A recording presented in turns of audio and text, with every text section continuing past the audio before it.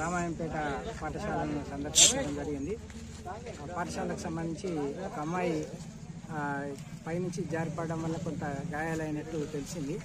మరి అమ్మాయిని మెరుగైన చికిత్స కోసం గాంధీ హాస్పిటల్లో మనకు ట్రీట్మెంట్ ఇప్పించడం జరుగుతుంది. గౌరవ కలెక్టర్ గారు దీనికి సంబంధించి అక్కడ ఉండేటువంటి అధికారులతో మాట్లాడి వీలైన త్వరగా ఆమెకు కోలుకునేటట్టుగా ట్రీట్మెంట్ ఇప్పించాలని చెప్పడం జరిగింది. అమ్మాయి ఇప్పుడు ప్రస్తుతం బాగానే ఉంది, ఎటువంటి ఇబ్బంది లేదు.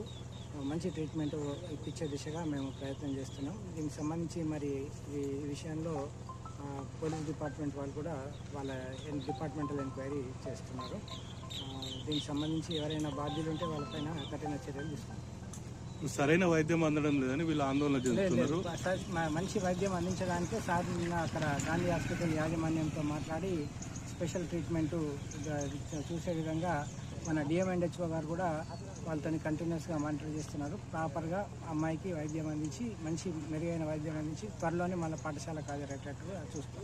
సార్ యాక్చువల్లీ అంటే లోపల పడ్డదా బయట పడ్డదా? లోపల తెలియదు, ఎప్పుడు పడ్డదో మాకు తెలియదు, అసలు తెలియదు. 6 గంటలకు 7 గంటలకు అంటారు సార్, అసలు మాకు తెలియదు. పక్క వాళ్ళు మా పక్క పడుతూనే మా కులపోళ్ళు ఉన్నారు, వాళ్ళకు కూడా ఏం చెప్పలేదు.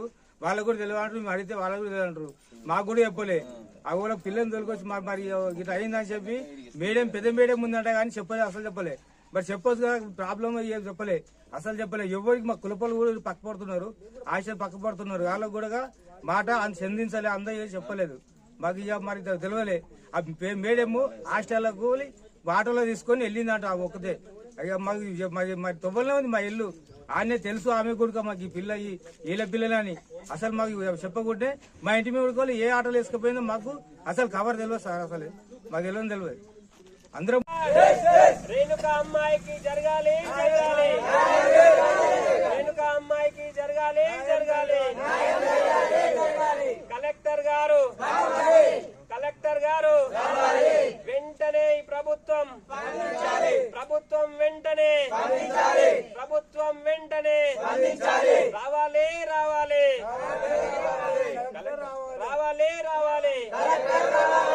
అమ్మాయికి కార్పొరేట్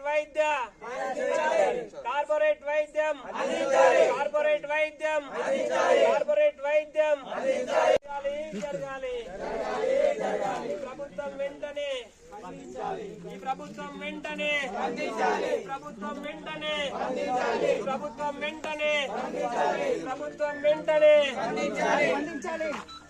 కలెక్టర్ గారు రావాలి.